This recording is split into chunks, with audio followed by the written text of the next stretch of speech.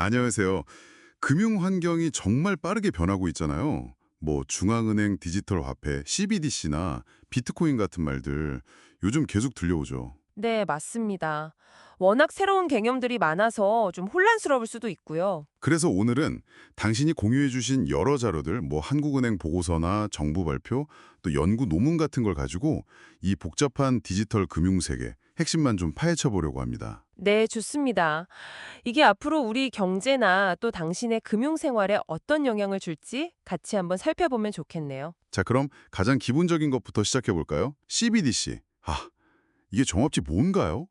한국은행 자료 보니까 중앙은행이 직접 발행하는 디지털 형태의 돈이라고 하던데 이걸 왜 연구하는 걸까요? 네, 그 가장 큰 이유는 역시 현금 사용은 줄고 디지털 경제는 계속 커지니까요. 여기에 이제 중앙은행도 발맞춰서 뭔가 준비를 해야 한다는 거죠. 아, 대비 차원이군요. 그렇죠. 근데 뭐 당장 발행하겠다 이런 건 아니고요. 일단 가능성을 탐색하는 단계라고 보시면 됩니다.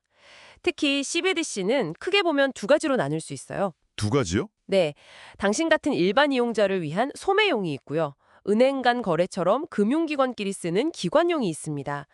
근데 흥미로운 건 한국은행이 2023년부터는 전 세계적인 추세에 맞춰서 이 기관용 CBDC 연구에 좀 더 집중하고 있다는 점이에요. 아하, 기관용 CBDC요? 그럼 그 구체적인 연구가 바로 한강 프로젝트 이거군요. 맞습니다. 바로 그거죠. 중앙은행이 일종의 디지털 인프라를 만들어주면 그 위에서 시중은행들이 예금 토큰이라는 걸 발행해서 실제 써보는 테스트라고 들었어요. 이게 규모가 최대 10만 명이고 내년 2025년 봄에 실제 상점에서 쓴다니. 와, 정말 큰 실험인데요? 네, 상당히 큰 규모의 실험이죠. 여기서 이제 핵심 기술로 분산 원장 기술, DLT라고 하죠. 그리고 토크나 이런 걸 얘기하는데요. 네네. 사실 기술 자체도 중요하지만 이 기술이 가져올 수 있는 장점, 그러니까 거래의 즉시성, 기록의 투명성, 그리고 특정 조건을 프로그래밍할 수 있는 자동화 기능, 이런 걸 좀 눈여겨볼 필요가 있습니다. 프로그래밍 기능이요? 그건 좀 더 설명해 주시겠어요? 네, 그게 특히 디지털 바우처 기능 실험에서 잘 드러나는데요. 예를 들어 정부가 청년 문화활동 지원금이나 육아 지원금을 이 토큰 형태로 지급한다고 가정해 보세요. 네. 그럼 이 토큰이 정해진 용도로만 또 정해진 기간 안에만 사용되도록 미리 프로그래밍 해둘 수 있다는 거죠. 자금 집행이 훨씬 효율적이고 투명해질 수 있는지 이걸 보겠다는 겁니다. 아, 그렇군요. 겉보기에는 뭐 기존 페이 앱이랑 비슷해 보여도 기반 기술은 완전히 다른 거네요. 네, 맞습니다. 속은 완전히 다른 기술로 돌아가는 거죠. 기술을 활용해서 정책 집행의 효율과 투명성을 높인다. 흥미롭네요. 그런데 또 다른 한 축에는 비트코인 같은 민간 가상자산도 있잖아요. 이건 뭐 2008년에 처음 등장한 이후로 엄청난 가격 변동성으로 유명하죠. 그렇죠. 그 변동성 때문에 정말 말이 많았죠.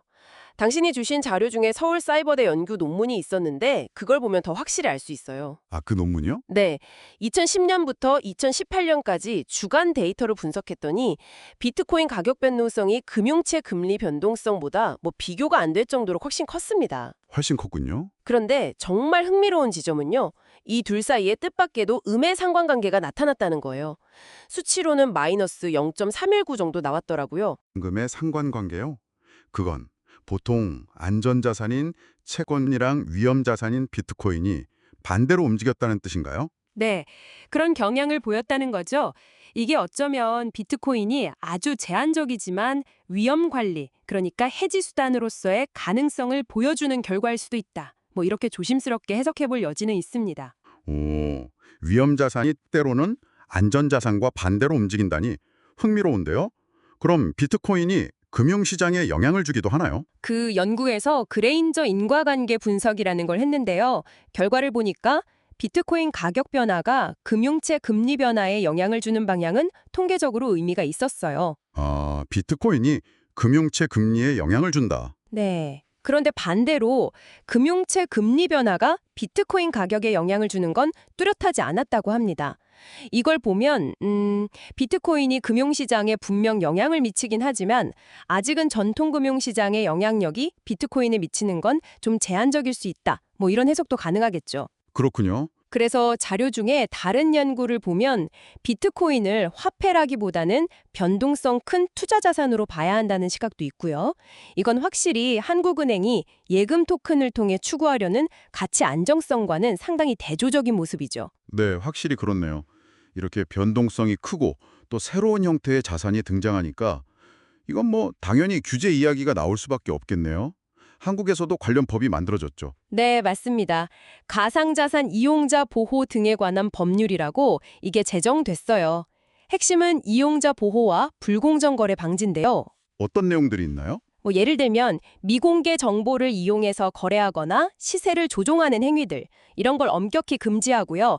또 가상자산 사업자들에게는 이용자 자산을 안전하게 보관하고 해킹이나 전산장애에 대비해야 할 의무, 그리고 의심스러운 거래를 감시할 책임 같은 걸 부여했습니다. 위반하면 처벌도 강하겠네요. 네, 상당히 강합니다. 징역형은 물론이고 부당이득의 최대 5배까지 벌금을 물릴 수 있도록 규정하고 있어요. 시장 질서를 잡겠다는 의지가 보이죠. 그렇군요. 그럼 세계적으로는 어떤가요? 다른 나라들도 CBDC나 가상자산 규제에 다 적극적인 편인가요? 그건 좀 나라마다 온도 차이가 있습니다. 중국 같은 경우는 디지털 위안화 시범 운영에 굉장히 적극적이고요.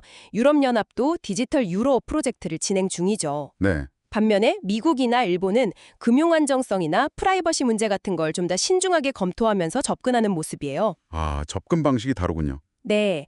그래서 한국은행 역시 일반 국민이 쓰는 소매용 CBDC에 대해서는 개인정보 침해 우려 같은 것 때문에 신중한 입장을 보이는 거고요.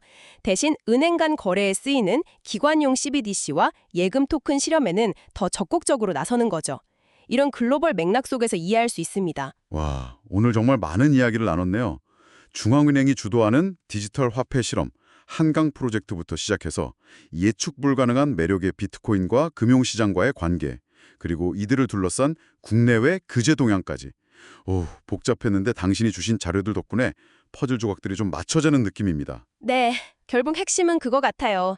디지털 기술이 가져올 혁신과 효율성, 이걸 어떻게 잘 활용하면서도 기존의 금융 시스템 안정성이나 이용자 보호, 프라이버시 같은 중요한 가치들을 지켜나갈 것인가, 이 균형점을 찾는 게 중요하겠죠. 맞아요. 그 균형점을 찾는 과정이 앞으로 계속될 것 같네요. 네, 기술은 계속 발전할 테니까요. 이 고민은 앞으로도 계속될 겁니다. 자, 이제 마지막으로 당신에게 질문 하나를 던지면서 마무리할까 합니다. 오늘 이야기 나눈 한강 프로젝트처럼요.